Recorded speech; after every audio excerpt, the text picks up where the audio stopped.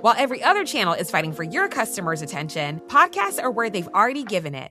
No one accidentally listens to a podcast for 45 minutes. They choose to be here. They trust the voice in their ears, and when that voice talks about your brand, it doesn't sound like advertising. It sounds like a recommendation from a friend. Acast gives you that trust at scale. Digital precision, host-read authenticity, and performance data that proves it worked. Don't fight for attention. Buy it with Acast. Learn more by visiting acast.com/advertise.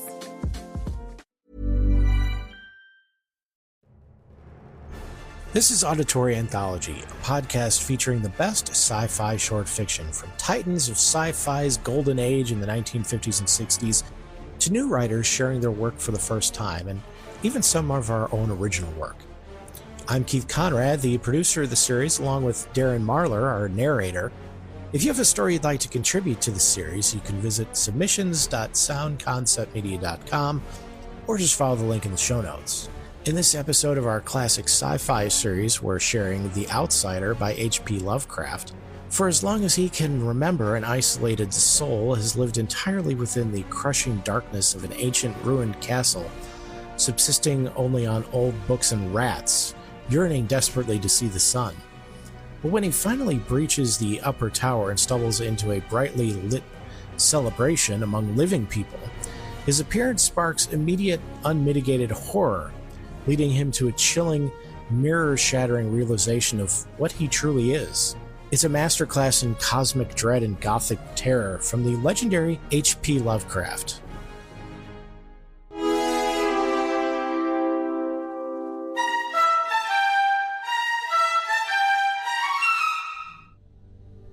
Unhappy is he to whom the memories of childhood bring only fear and sadness. Wretched is he who looks back upon lone hours in vast and dismal chambers with brown hangings and maddening rows of antique books, or upon odd watches in twilight groves of grotesque, gigantic, and vine-encumbered trees that silently wave twisted branches far aloft. Such a lot of the gods gave to me, the dazed, the disappointed, the barren, the broken. And yet I am strangely content, and cling desperately to those sere memories when my mind momentarily threatens to reach beyond to the other. I know not where I was born, save that the castle was infinitely old and infinitely horrible, full of dark passages and having high ceilings where the eye could find only cobwebs and shadows. The stones in the crumbling corridors seemed always hideously damp, and there was an accursed smell everywhere, as of the piled-up corpses of dead generations. It was never light, so that I used sometimes to light candles and gaze steadily at them for relief. Nor was there any sun outdoors, since the terrible trees grew high above the topmost accessible tower. There was one black tower which reached above the trees into the unknown outer sky, but that was partly ruined and could not be ascended, save by a well-nigh impossible climb up the sheer wall stone by stone. I must have lived years in this place, but I cannot measure the time. Beings must have cared for my needs, yet I cannot recall any person except myself or anything alive but the noiseless rats and bats and spiders. I think that whoever nursed me must have been shockingly aged, since my first conception of a living person was that of something mockingly like myself, yet distorted, shriveled, and decaying like the castle. To me, there was nothing grotesque in the bones and skeletons that strode some of the stone crypts deep down among the foundations. I fantastically associated these things with everyday events, and thought them more natural than the colored pictures of living beings which I found in many of the moldy books. From such books, I learned all that I know. No teacher urged or guided me, and I do not recall hearing any human voice in all those years, not even my own, for although I had read of speech, I had never thought to try to speak aloud. My aspect was a matter equally unthought of, for there were no mirrors in the castle, and I merely regarded myself by instinct as akin to the youthful figures I saw drawn and painted in the books.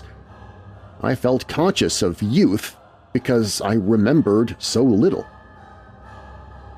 outside, across the putrid moat and under the dark, mute trees, I would often lie and dream for hours about what I read in the books, and would longingly picture myself amidst gay crowds in the sunny world beyond the endless forest.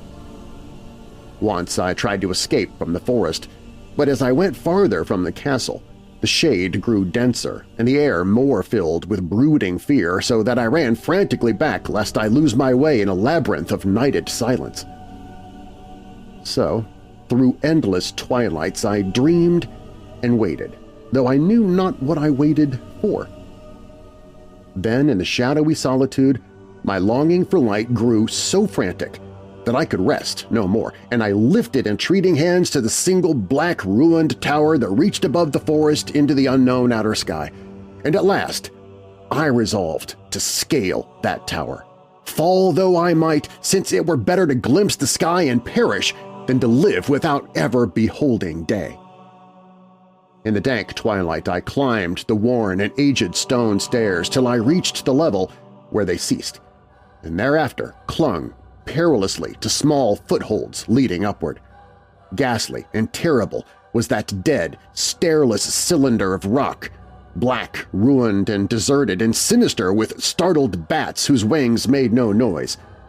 But more ghastly and terrible still was the slowness of my progress, for climb as I might, the darkness overhead grew no thinner, and a new chill as of haunted and venerable mold assailed me. I shivered as I wondered why I did not reach the light, and would have looked down had I dared. I fancied that night had come suddenly upon me, and vainly groped with one free hand for a window embrasure, that I might peer out and above and try to judge the height I had attained. All at once, after an infinity of awesome, sightless crawling up that concave and desperate precipice, I felt my head touch a solid thing, and I knew I must have gained the roof, or at least some kind of floor.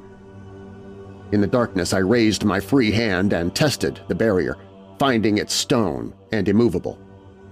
Then came a deadly circuit of the tower, clinging to whatever holds the slimy wall could give, till finally my testing hand found the barrier yielding, and I turned upward again, pushing the slab or door with my head as I used both hands in my fearful ascent. There was no light revealed above, and as my hands went higher, I knew that my climb was for the nonce ended, since the slab was the trapdoor of an aperture leading to a level stone surface of greater circumference than the lower tower, no doubt the floor of some lofty and capacious observation chamber. I crawled through carefully and tried to prevent the heavy slab from falling back into place, but failed in the latter attempt. As I lay exhausted on the stone floor, I heard the eerie echoes of its fall, but hoped, when necessary, to pry it open again. Believing I was now at a prodigious height, far above the accursed branches of the wood, I dragged myself up from the floor and fumbled about for windows that I might look for the first time upon the sky and the moon and stars of which I had read. But on every hand I was disappointed, since all that I found were vast shelves of marble, bearing odious oblong boxes of disturbing size. More and more I reflected and wondered what hoary secrets might abide in this high apartment so many aeons cut off from the castle below. Then, unexpectedly, my hands came upon a doorway, where hung a portal of stone, rough with strange chiseling. Trying it, I found it locked, but with a supreme burst of strength, I overcame all obstacles and dragged it open inward. As I did so, there came to me the purest ecstasy I have ever known, for shining tranquilly through an ornate grating of iron and down a short stone passageway of steps that ascended from the newly found doorway was the radiant, full moon, which I had never before seen save in dreams and in vague visions I dared not call memories. Fancying now that I had attained the very pinnacle of the castle, I commenced to rush up the few steps beyond the door, but the sudden veiling of the moon by a cloud caused me to stumble, and I felt my way more slowly in the dark. It was still very dark when I reached the grafting, which I tried carefully and found unlocked, but which I did not open for fear of falling from the amazing height to which I had climbed. Then the moon came out. Most demoniacal of all shocks is that of the abysmally unexpected and grotesquely unbelievable. Nothing I had before undergone could compare in terror with what I now saw, with the bizarre marvels that sight implied. The sight itself was as simple as it was stupefying, for it was merely this. Instead of a dizzying prospect of treetops seen from a lofty eminence, there stretched around me, on a level through the grafting, nothing less than the solid ground, decked and diversified by marble slabs and columns and overshadowed by an ancient stone church whose ruined spire gleamed spectrally in the moonlight. McDonald's is putting value back on the menu. Whether you're craving a Big Mac, McNuggets, or sausage, egg, and cheese McGriddles, make it a meal and save. Your favorite is now your wallet's favorite, too. Extra value meals are back. Grab an epic meal for easy money. 10-piece McNuggets or Filet-O-Fish served with medium fries and a medium Coke. All for just $8. Price and participation may vary. Promotion pricing may be lower than meal pricing. Ba-da-ba-ba-ba. Here's a tip for you. There's a podcast out there with fans waiting to be your next customer. They tune in every week, they trust the host, and that host wants to talk about brands like yours in their own words to their audience. The problem is, you just haven't been introduced yet. We're Acast, where that introduction happens. As the world's largest podcast marketplace, we let you browse shows, see who's listening, and book host-read sponsorships or run your own ads, all from one platform. Transparent pricing, real-time data, complete control. Start advertising on podcasts by visiting acast.com/advertise. Half unconscious, I opened the grating and staggered out upon the white gravel path that stretched away in two directions. My mind, stunned and chaotic as it was, still held the frantic craving for light, and not even the fantastic wonder which had happened could stay my course. I neither knew nor cared whether my experience was insanity, dreaming, or magic, but I was determined to gaze on brilliance and gaiety at any cost.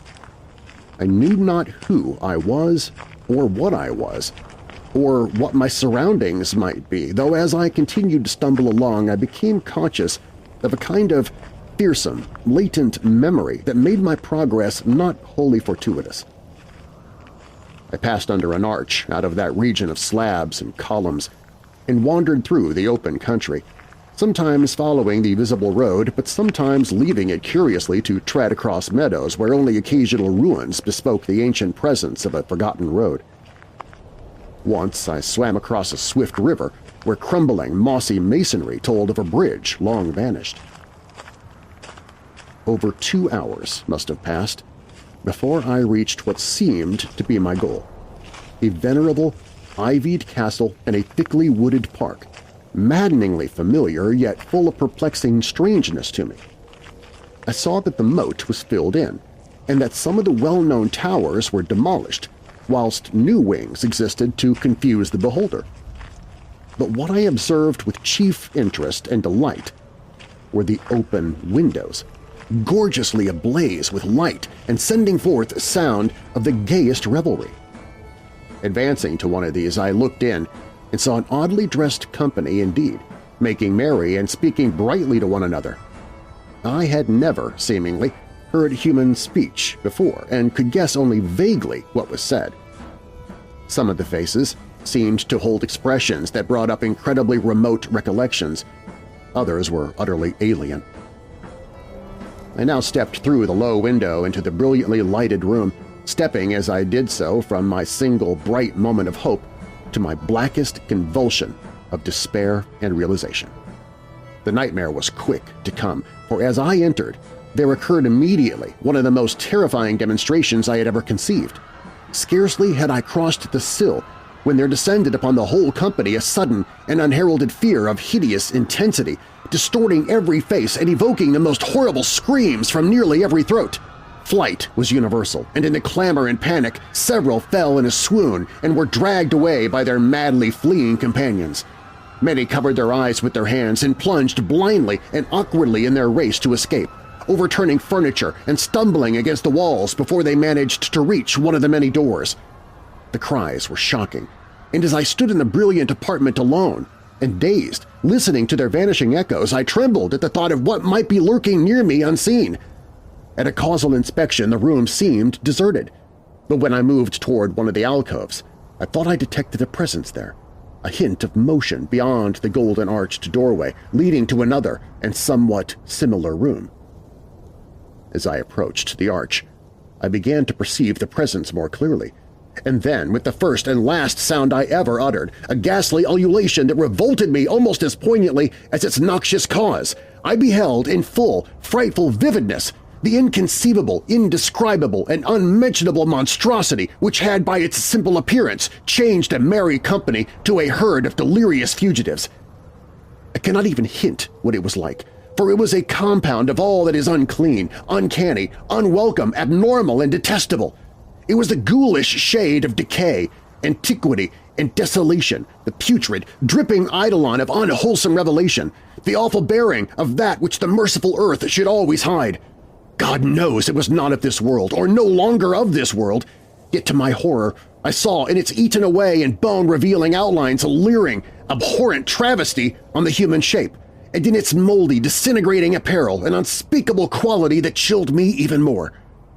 I was almost paralyzed, but not too much so, to make a feeble effort toward flight, a backward stumble which failed to break the spell in which the nameless, voiceless monster held me. My eyes, bewitched by the glassy orbs which stared loathsomely into them, refused to close, though they were mercifully blurred and shewed the terrible object but indistinctly after the first shock. I tried to raise my hand to shut out the sight, yet so stunned were my nerves that my arm could not fully obey my will. The attempt, however, was enough to disturb my balance, so that I had to stagger forward several steps to avoid falling. As I did so, I became suddenly and agonizingly aware of the nearness of the carrion thing, whose hideous hollow breathing I half fancied I could hear. Nearly mad, I found myself yet able to throw out a hand to ward off the fetid apparition which pressed so close, when in one cataclysmic second of cosmic nightmarishness and hellish accident my fingers touched the rotting outstretched paw of the monster beneath the golden arch. I did not shriek, but all the fiendish ghouls that ride the night wind shrieked for me as in that same second there crashed down upon my mind a single and fleeting avalanche of soul-annihilating memory. I knew in that second all that had been. I remembered beyond the frightful castle and the trees and recognized the altered edifice in which I now stood. I recognized, most terrible of all, the unholy abomination that stood leering before me as I withdrew my sullied fingers from its own. But in the cosmos, there is balm as well as bitterness, and that balm is nepenthe. In the supreme horror of that second, I forgot what had horrified me, and the burst of black memory vanished in a chaos of echoing images. In a dream, I fled from that haunted and accursed pile and ran swiftly and silently in the moonlight. When I returned to the churchyard place of marble and went down the steps, I found the stone trap-door immovable. But I was not sorry, for I had hated the antique castle and the trees. Now I ride with the mocking and friendly ghouls on the night wind, and play by day amongst the catacombs of Nephron-Ka in the sealed and unknown valley of Hadith by the Nile. I know that light is not for me, save that of the moon over the rock tombs of Neb, nor any gaiety save the unnamed feasts of Nitocris beneath the Great Pyramid, yet in my new wildness and freedom I almost welcome the bitterness of alienage. For although Nepenthe has calmed me, I know always that I am an outsider, a stranger in this century, and among those who are still men. This I have known ever since I stretched out my fingers to the abomination within that great gilded frame, stretched out my fingers and touched a cold and unyielding surface of polished glass.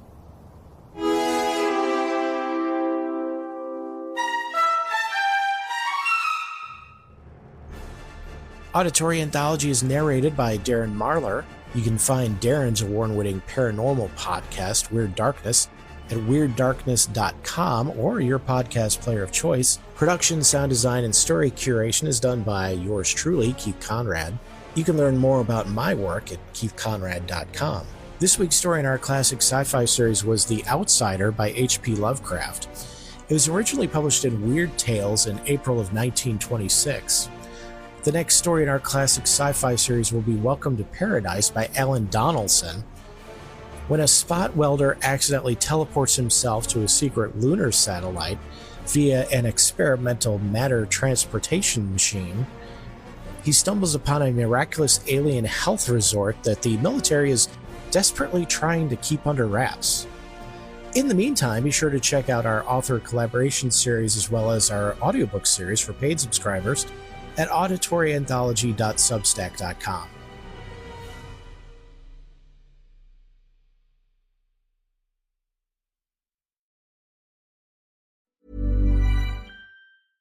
Whoever said fork in the road must have been hungry for the Sorrento and Sorrento Turbo Hybrid. Their 3-row seating and 10-year, 100,000-mile limited powertrain warranty. With a capable Sorrento and Sorrento Turbo Hybrid, every way forward is the right way. Visit your local Kia dealer today. Kia, movement that inspires. Call 800-333-4KIA for details. Drive safely. See retailer for warranty details. McDonald's is putting value back on the menu. Whether you're craving a Big Mac, McNuggets, or sausage, egg, and cheese McGriddles, make it a meal and save. Your favorite is now your wallet's favorite, too. Extra value meals are back. Grab an epic meal for easy money. 10-piece McNuggets or Filet-O-Fish served with medium fries and a medium Coke. All for just $8. Price and participation may vary. Promotion pricing may be lower than meal pricing. Ba-da-ba-ba-ba. The Mighty Dollar. Once upon a time, it had a whole menu named after it. Now, no more. But $1 a day lets you add Progressive Renter's Insurance to your auto insurance. Definitely something your younger self would roll their eyes at, but your current adulting self appreciates. Learn more at Progressive.com. Progressive Casualty Insurance Company affiliates and other insurers. Average premium cost based on Progressive home data from 2025. Product and prices may vary by state.